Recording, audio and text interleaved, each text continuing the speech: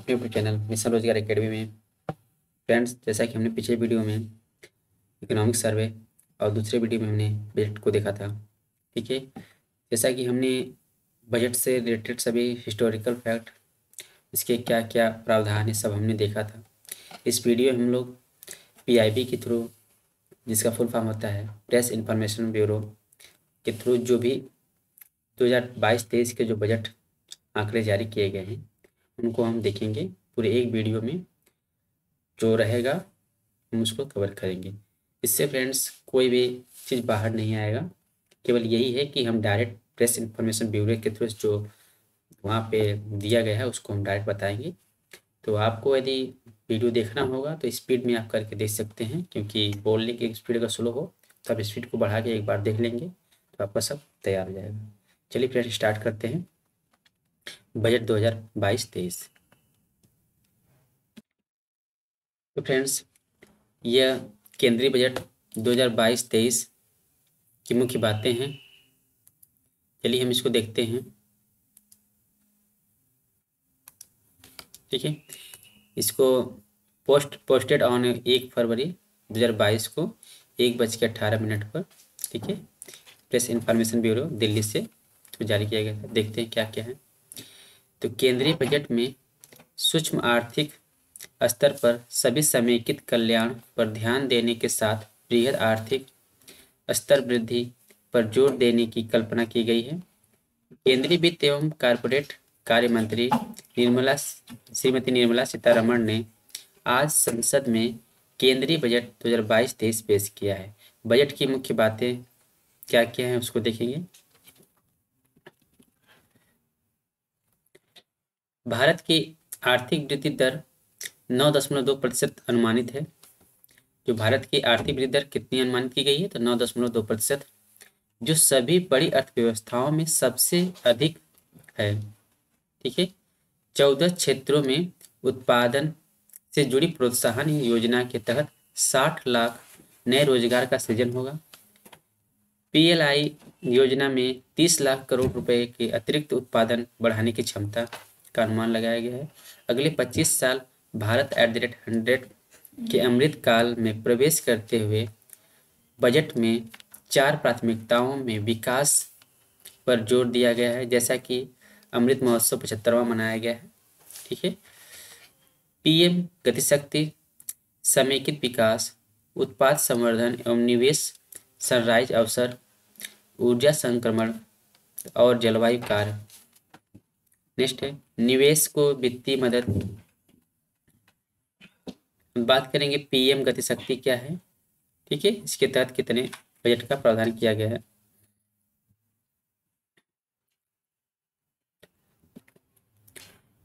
PM Gatishakti को बढ़ावा देने वाले 7 कारक सड़क, रेल मार्ग, हवाई मार्ग, विमानपत्तन, माल व परिवहन, जल मार्ग, लॉजिस्टिक्स अवसंरचना है। PM गतिशक्ति राष्ट्रीय मास्टर प्लान, इसमें PM गतिशक्ति मास्टर प्लान के दायरे में आर्थिक बदलाव के सभी 7 कारक निर्बाध, बहुपक्षीय, कनेक्टिविटी और लॉजिस्टिक के दायरे में आ जाएंगे। राष्ट्रीय अवसंरचना पाइपलाइन में इन 7 कारकों से जुड़ी परियोजनाओं को PM गतिशक्ति फ्रेमवर्क से जोड़ दिया जाएगा। बात करते हैं सड़क परिवहन की, तो राष्ट्रीय राजमार्ग नेटवर्क में 2022 से 23 में 25,000 किलोमीटर का विस्तार दिया जाएगा। नेक्स्ट है राष्ट्रीय राजमार्ग नेटवर्क में विस्तार के लिए 20,000 रुपये जुटाए जाएंगे। 2022-23 में 4 स्थानों पर मल्टी मॉडल लॉजिस्टिक पार्क बनाने के लिए PPP प्रारूप के जरिए सुविधाएं प्रदान की जाएंगी। बात करते हैं रेल मार्ग की। रेल मार्ग में हम देखेंगे स्थानीय व्यापार और आपूर्ति श्रृंखलाओं को बढ़ाने के लिए एक स्टेशन एक उत्पाद की संकल्पना। 2022-23 में देशी विश्व स्तरीय प्रौद्योगिकी और क्षमता वृद्धि कवच के तहत रेल मार्ग नेटवर्क में 2000 किलोमीटर जोड़ा जाएगा। अगले 3 साल के दौरान 400 उत्कृष्ट वंदे भारत रेलगाड़ियों का निर्माण होगा, ठीक है। यदि आपसे पूछा जाए पहली वंदे भारत ट्रेन कहाँ से स्टार्ट की थी, तो ये वंदे भारत जो एक्सप्रेस चलाई गई थी वह वाराणसी से दिल्ली के लिए चलाई गई थी। ठीक है। अगले 3 साल के दौरान मल्टी मॉडल लॉजिस्टिक्स के लिए 100 पीएम गतिशक्ति कार्गो टर्मिनल विकसित किए जाएंगे। पर्वतमाला की बात करते हैं तो राष्ट्रीय रोपवे विकास कार्यक्रम पर्वतमाला को पीपीपी प्रारूप में लाया जाएगा। पीपीपी का फुल फॉर्म क्या होता है, यहाँ पे हम देख लेते हैं एक बार। तो पीपीपी का फुल फॉर्म हो जाएगा public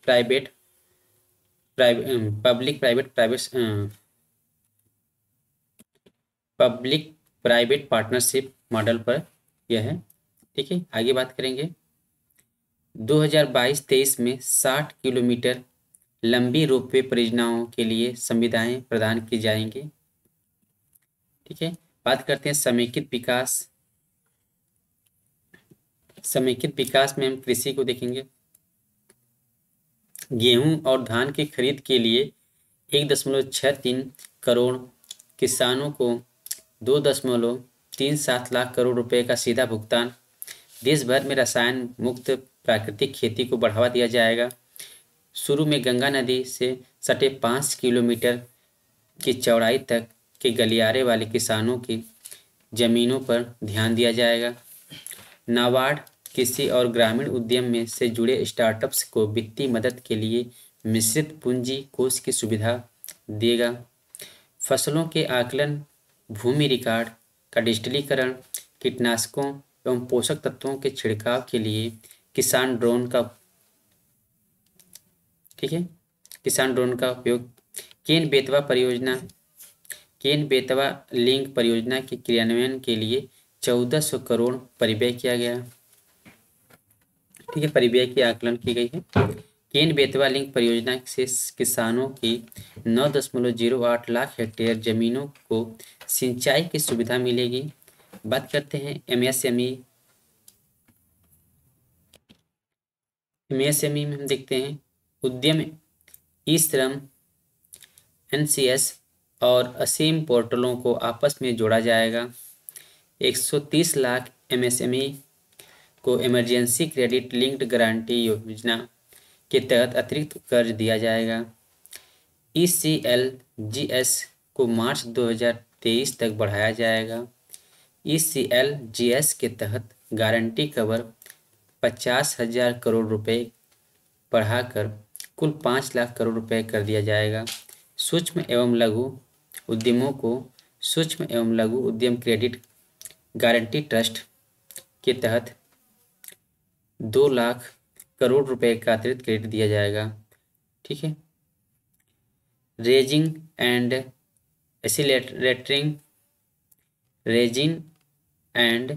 एसिलेटरिंग MSME performance programme 6,000 crore रुपए के परिव्यय से शुरू किया जाएगा। बात करते हैं कौशल विकास की। कौशल विकास में ऑनलाइन प्रशिक्षण के जरिए नागरिकों की कुशलता बढ़ाने के लिए digital ecosystem for skilling and livelihood, जिसे DESH स्टैक ई पोर्टल लॉन्च किया जाएगा। ड्रोन शक्ति की सुविधा और सेवा के रूप में ड्रोन के लिए स्टार्टअप्स को बढ़ावा दिया जाएगा। शिक्षा की बात करते हैं तो PM ई विद्या के एक कक्षा 1 टीवी चैनल कार्यक्रम को 200 टीवी चैनलों पर दिखाया जाएगा।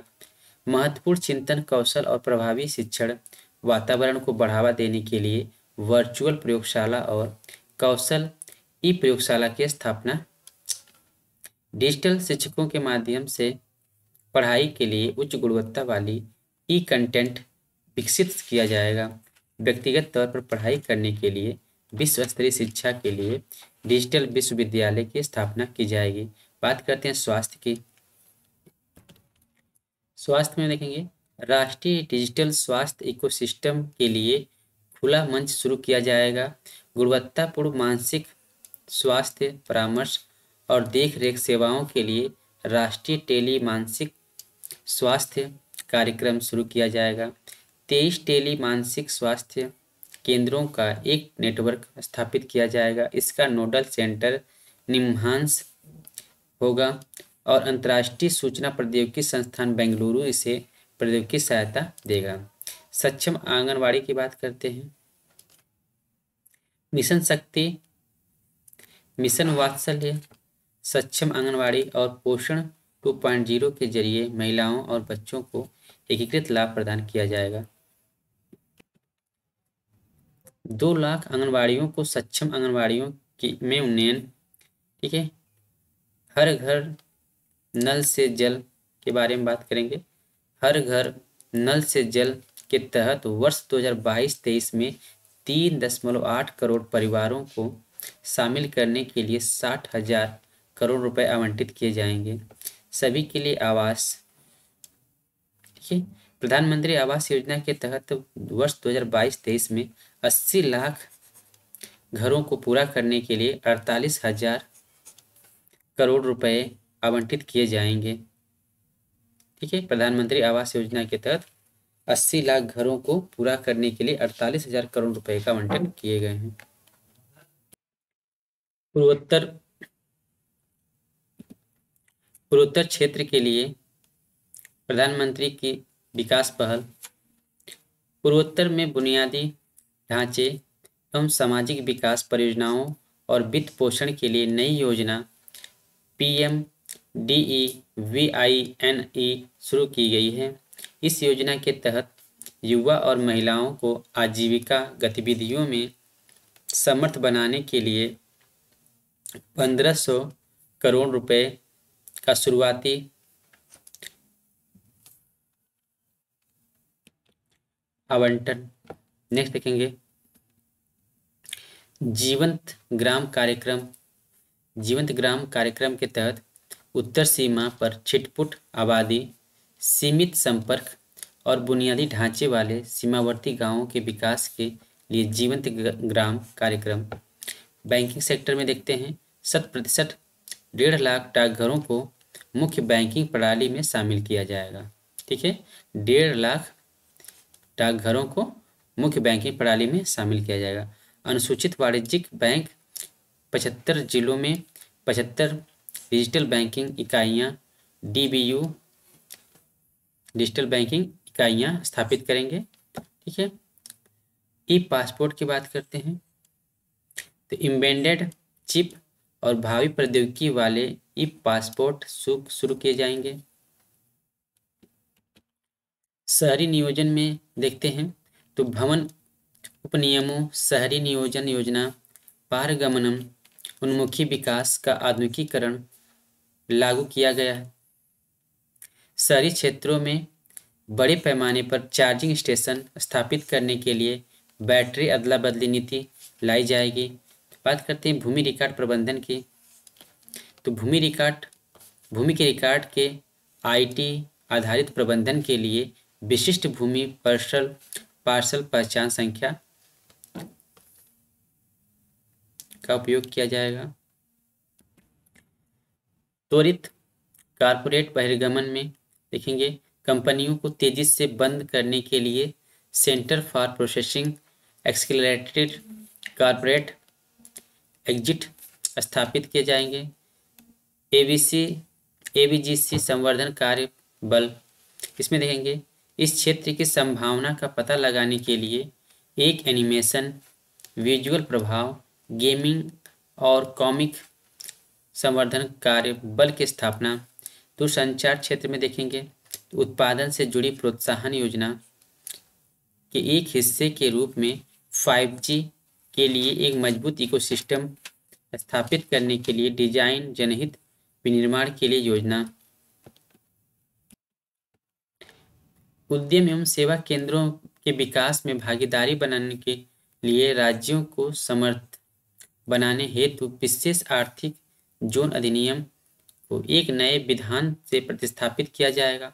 रक्षा में आत्मनिर्भरता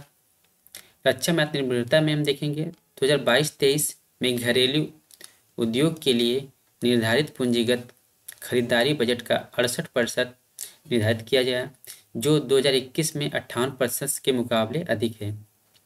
2022-23 में घरेलू उद्योग के लिए निर्धारित पूंजीगत खरीदारी बजट का 68% निर्धारित किया गया, जो 2021 में 58% के मुकाबले अधिक है। 25% रक्षा अनुसंधान। विकास बजट के साथ उद्योग, स्टार्टअप्स और शिक्षा के लिए रक्षा अनुसंधान विकास खोला जाएगा। जांच और प्रमाणीकरण जरूरतों को पूरा करने के लिए स्वतंत्र नोडल अम्ब्रेला निकाय स्थापित किया जाएगा। सनराइज अवसर की बात कर लेते हैं।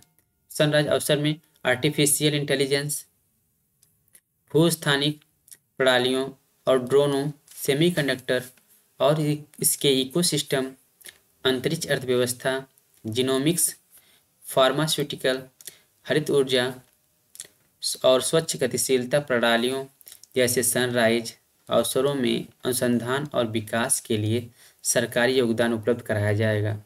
ऊर्जा पारगमन और जलवायु कार्रवाई में हम देखेंगे तो वर्ष 2030 तक स्थापित सौर विद्युत का 280 गीगावाट लक्ष्य हासिल करने के लिए उच्च दक्षता के सौर मॉड्यूल्स के निर्माण के लिए उत्पादन से जुड़े प्रोत्साहन के लिए 19,500 करोड़ रुपए का अतिरिक्त आवंटन। ताप विद्युत संयंत्रों में 5 से 7% बायोमास पैलेट्स फायर किए जाएंगे। वार्षिक रूप से 38 MMT कार्बन डाइऑक्साइड की बचत। किसानों के लिए अतिरिक्त आय और स्थानीय लोगों के लिए रोजगार के अवसर उपलब्ध किए जाएंगे। खेतों में पराली जलाने से रोकने में मदद मिलेगी। कोयला गैसीकरण करने तथा उद्योग के लिए कोयले को रसायनों में परिवर्तित करने के लिए 4 पायलट परियोजनाओं की स्थापना की जाएगी। बात करते हैं कृषि वानिकी अपनाने वाले अनुसूचित जाति और जनजातियों से संबंधित किसानों को वित्तीय सहायता दिया जाएगा। सार्वजनिक पूंजीगत निवेश में देखेंगे 2022-23 में निजी निवेश और मांग को बढ़ावा देने के लिए सार्वजनिक निवेश को जारी रखना। वर्ष 2022-23 में पूंजीगत व्यय के लिए परिव्यय 35.4% तेजी से बढ़कर 7.50 ठीक है 7.50 लाख करोड़ रुपए तक पहुंच गया, जो मौजूदा वर्ष में 5.54 लाख करोड़ रुपए था। वर्ष 2022-23 में परिव्यय सकल घरेलू उत्पाद का 2.9% रहेगा। केंद्र सरकार का प्रभावी पूंजीगत व्यय 2022-23 में 10.68 लाख करोड़ रुपए रहने का अनुमान है, जो जीडीपी का लगभग 4.1% है।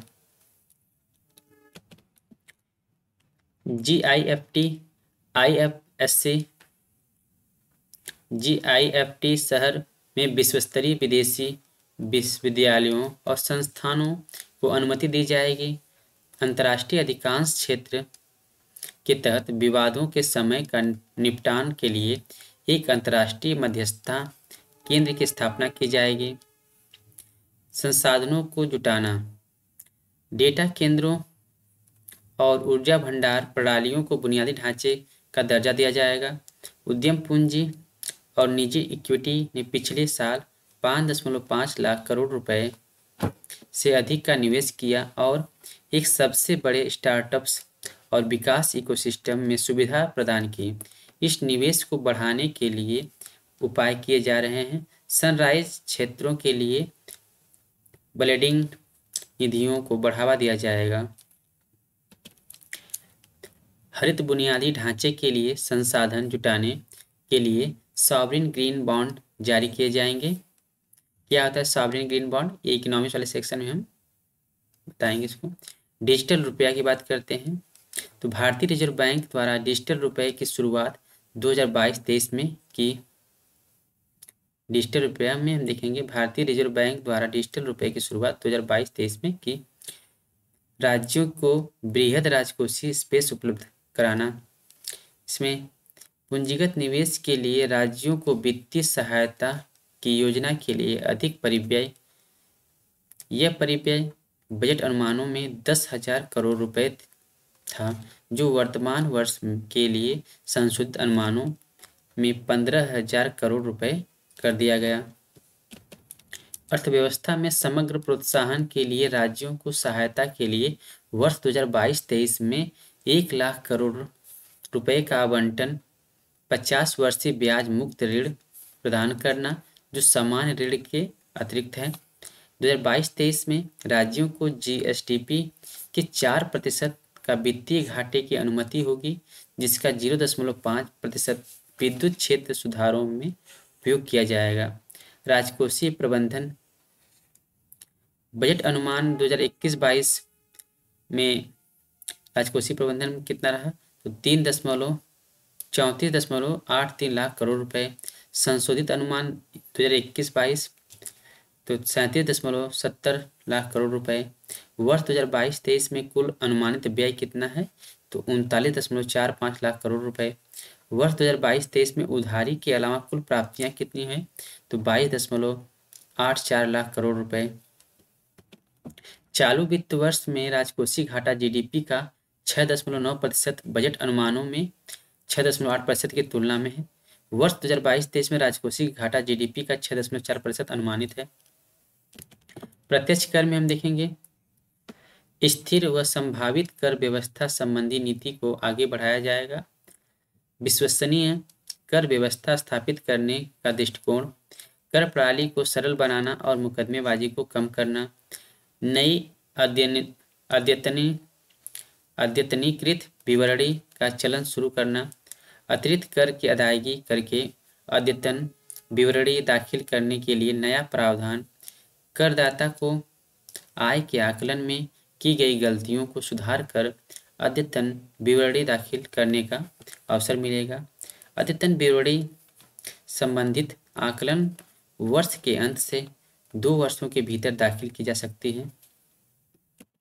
सहकारी समितियां, इसमें देखेंगे सहकारी समितियों के लिए वैकल्पिक न्यूनतम कर भुगतान को 18.5% से घटाकर 15% किया गया।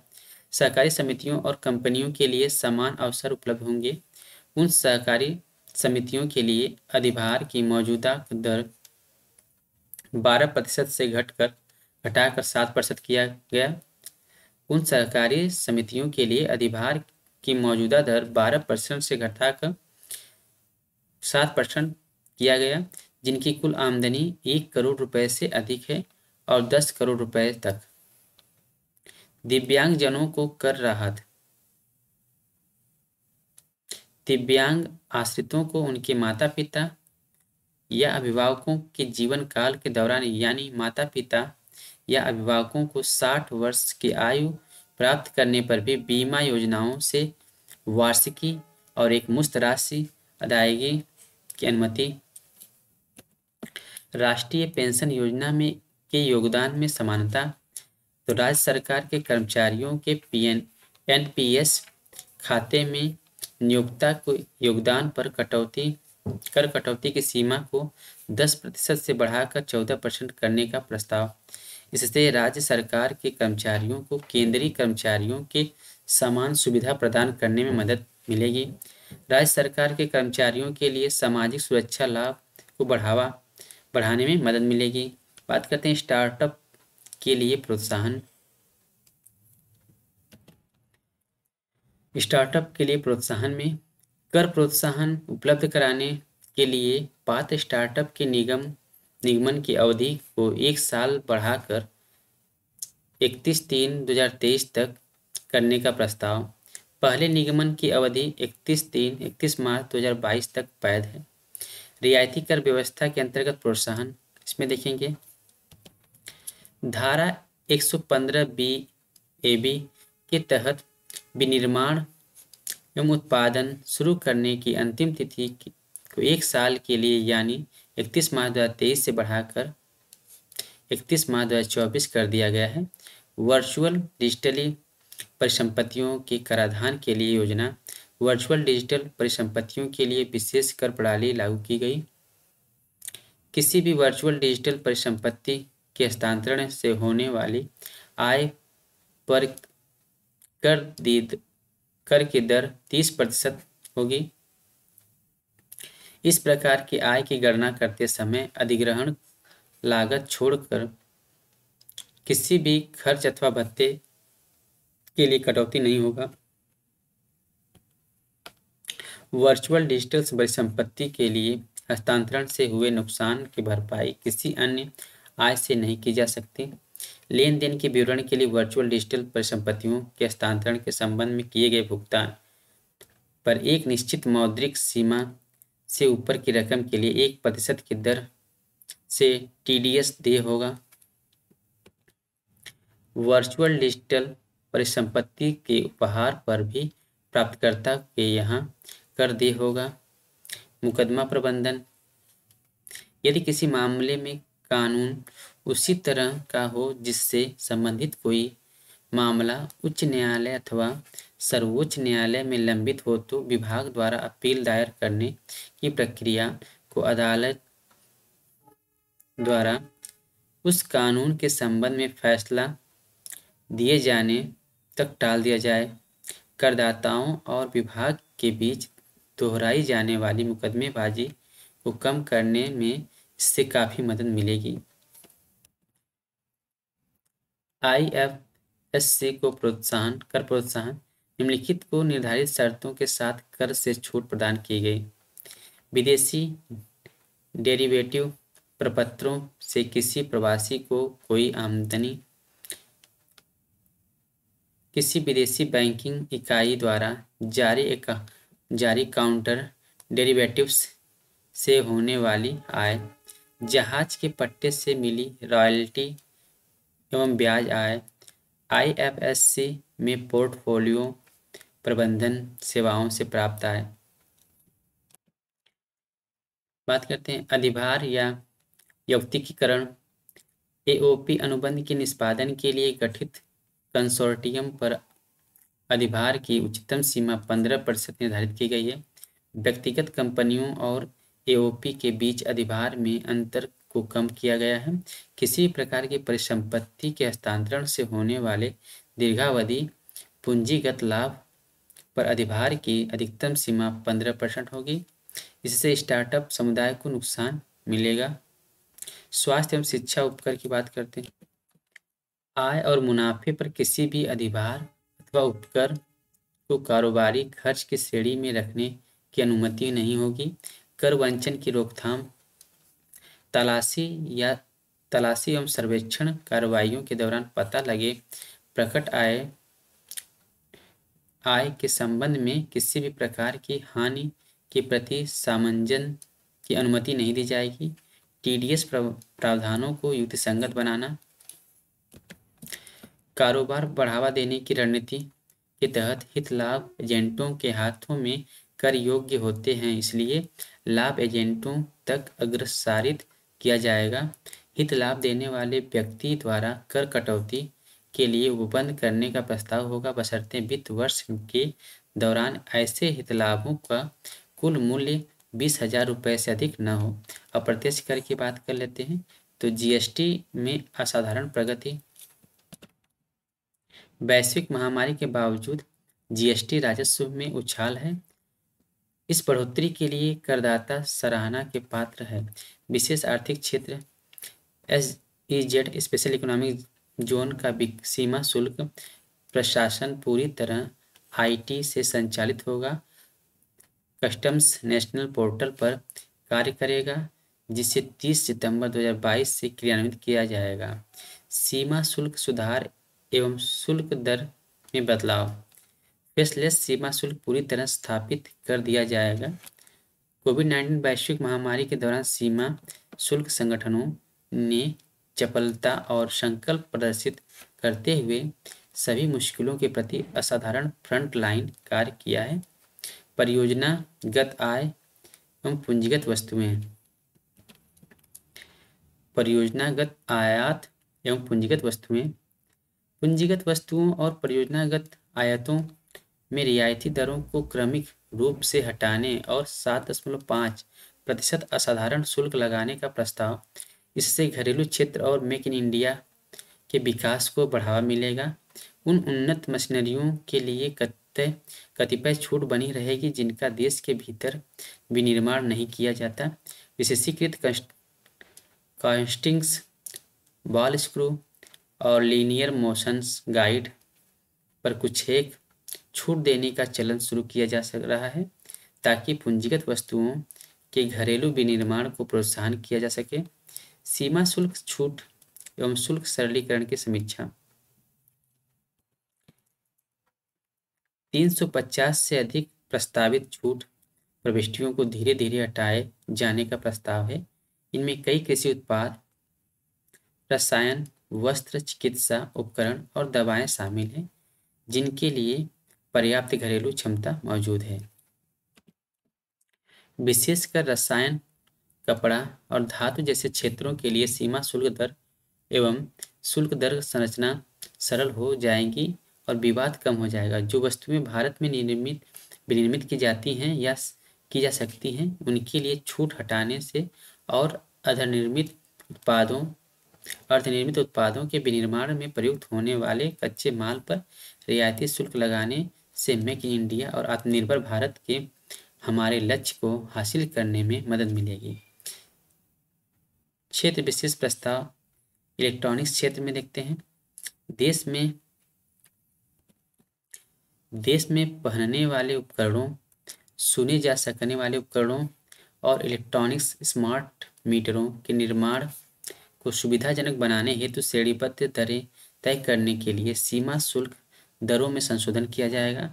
देश में ज़्यादा वृद्धि दर वाले इलेक्ट्रॉनिक्स वस्तुओं का विनिर्माण करने के लिए मोबाइल फ़ोन के चार्जर के, ट्रांसफार्मर के कलपुर्जों और मोबाइल कैमरा मॉड्यूल के कैमरा लेंस और कुछ अन्य वस्तुओं पर शुल्क में छूट दी जाएगी।